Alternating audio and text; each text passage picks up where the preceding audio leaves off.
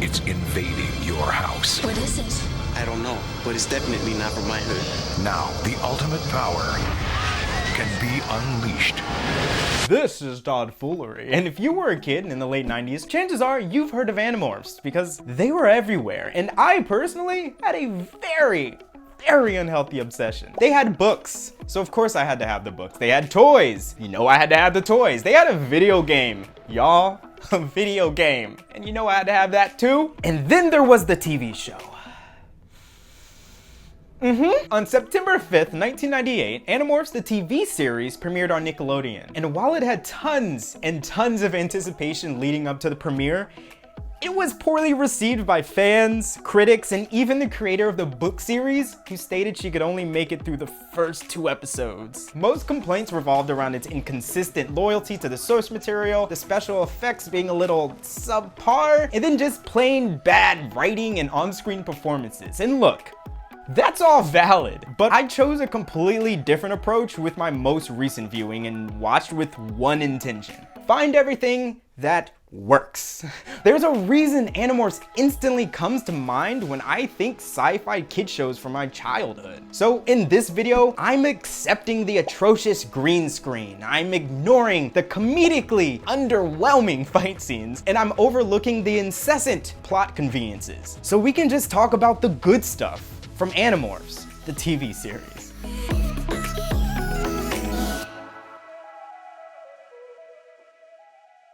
Before we get started, thank you so much for watching. I release new videos weekly and I'm trying to get to 10,000 subscribers, so I need your help. Don't forget to share, like, subscribe, notification bell, all that to help support me and more videos like this. Now strap in and prepare yourselves for an information dump. If you don't remember Animorphs, it's about 5 teens given the power to morph into any animal they touch by a dying alien that crash lands on Earth. This alien is an Andalite, and his name is Elfangor. He gives the teenies powers so they can protect the planet from a secret alien invasion by the Yeerks, a parasitic slug that burrows deep into your ear where it expands around your brain, turning you into a controller. Now, 2 quick caveats. The kids cannot stay in animal morph for longer than 2 hours or they will be trapped in said form, which actually does happen to one of them. Then on the opposite side, the Yeerks must exit their host bodies every 3 days to feed on nutrients from something called a Kandrona while in something called a Yeerk pool. Keeping up, the characters are Jake, the fearless leader, Marco, the comedian with a sad backstory, Rachel, the blonde, not so damsel in distress, Cassie, the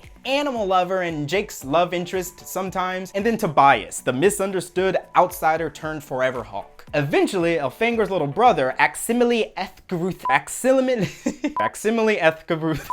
Elfangor's little brother, Aximili Esgaruth Istal, or Axe for short, joins the group. Then quickly for reference, Visser 3 is the leader of Earth's Yeerk invasion, and Tom is Jake's older brother, but also a high-ranking controller. Got it? Great! Now, just to preface, most of what I'm referring to happens between episodes 1 and 15. Episode 16 is one of the worst bottle episodes in television history and serves no purpose, and I will not let it get me off track.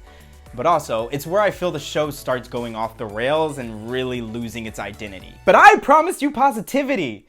Didn't I? First things first, Nickelodeon has always been great at 2 things. First thing, I tip my hat to their diverse representation. I know they just mirror the ethnicities from the book, but there's something to be said about seeing people that look like you on your television screen, and that stands out immediately. Second thing, Nick always does a great job building relationships between characters. When it wants to.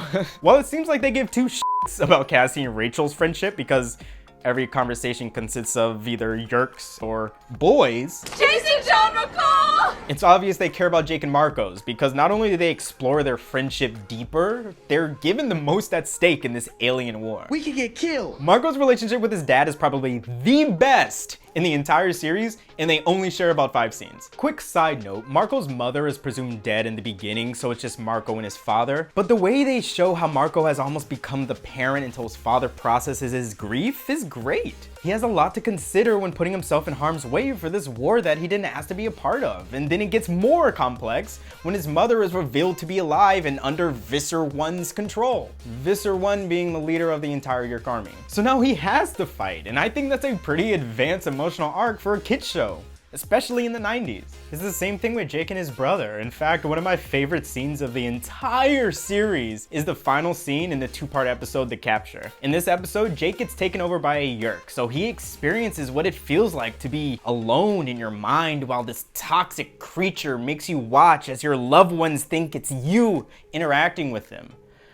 Animorphs is really dark when you think about it. Anyway, at the end of the saga, Jake is freed, so he uses a voice modulator, 90s, calls his brother, and just reminds him to never stop fighting. I legit weep every time I watch that scene. And then just Marco and Jake in general, their friendship dynamic is probably the most believable, and I think it's because they put the most time and care into it. I know the internet says we don't like the 2006 Power Rangers reboot, but honestly, I kinda did. At its core, it's about 5 kids connecting, and it does really well with that. Imagine combining that sort of relationship building across every character, but with the Animorphs story?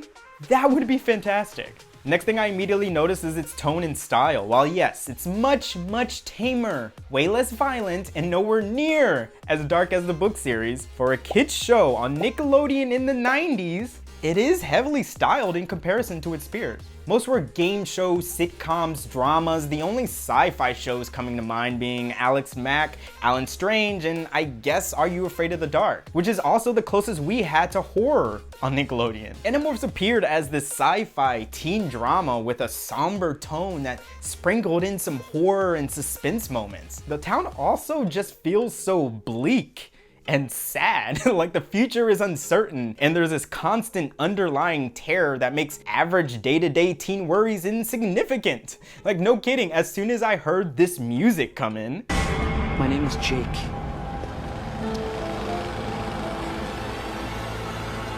I was instantaneously transported and immersed back into that world. And even though the music eventually loses its flair and even the theme song gets covered up with Jake's narration, the first half of the series did a great job with the score and then just establishing the tone of this fictional world. In addition, the show is also pretty damn scary through the lens of a 12-year-old. It isn't jump scary, but pulling more of its influences from up here, Are You Afraid of the Dark? One part of the horror is a little grotesque and just like slimy with like squirming sounds and gooey slugs and crunching bones. I mean, Visser 3 straight up devours their Fangor in the pilot episode. Sure, it's off screen, interpreted through their shadows and like the only time something like that happens, but it's still pretty dark. The other part of the horror is this perpetual state of paranoia. Like anyone could be a Yeerk, no one can be trusted, and everyone's the enemy. And I remember feeling that watching as a kid too, and it came along with this sense of isolation. And while the quick jump cuts get very old very fast, early on it really amplifies that paranoia and sneaking around. I actually really love what it does here. I did it.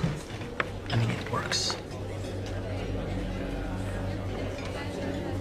I became Homer last night. It gives me the Faculty vibes, which is a movie with a near similar concept that came out November 12th that same year. Now picture an Animorphs today, rated R and dark and shot like a horror movie. I'd lose it.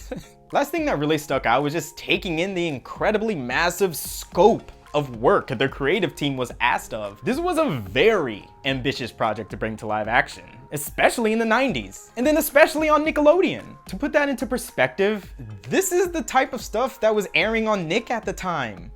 I don't know why we expected Animorphs to be UP in quality. This show not only had to consider the woes that come along with a standard teen drama, they also needed to build multiple elaborate alien set pieces and have costumes and other practical effects for said aliens. They also needed special effects done, and according to this Meet the Stars of Animorphs booklet I also had as a kid, it took 6 weeks to complete the morphing animation. 6 weeks! Times have changed!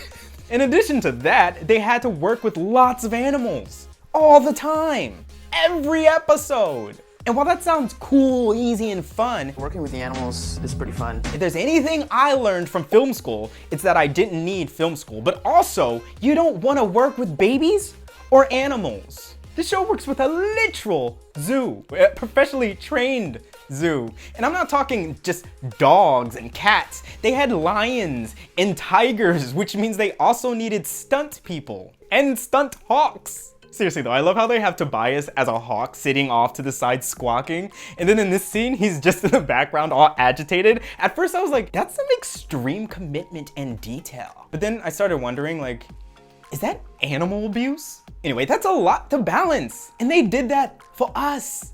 Or at least they tried their best. Top that off with the fact that they were given a big budget idea without the budget to support it, and then you basically have a disaster that was doomed from the start. Is Animorphs a masterpiece?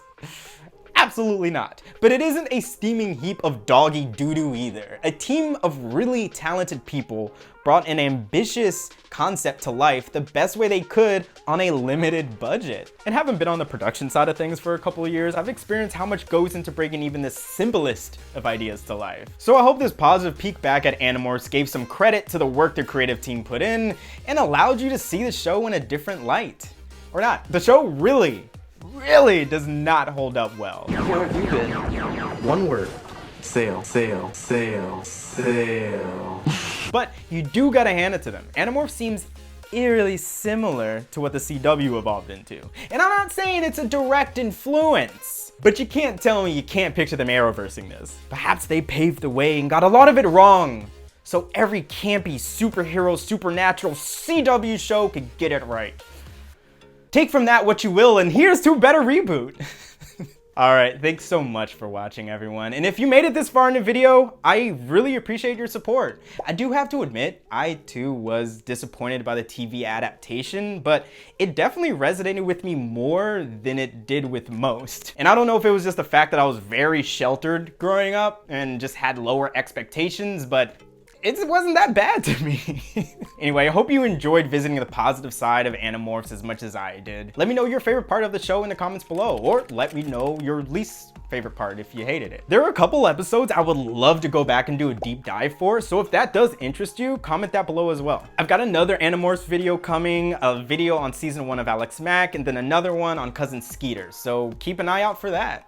In the meantime, why not just stick around, click some buttons, and watch a couple more of my videos here? Don't forget to hit that thumbs up, it really helps me out. Then subscribe with a side notification bell. Until next time, shine on ya, crazy dive-ins.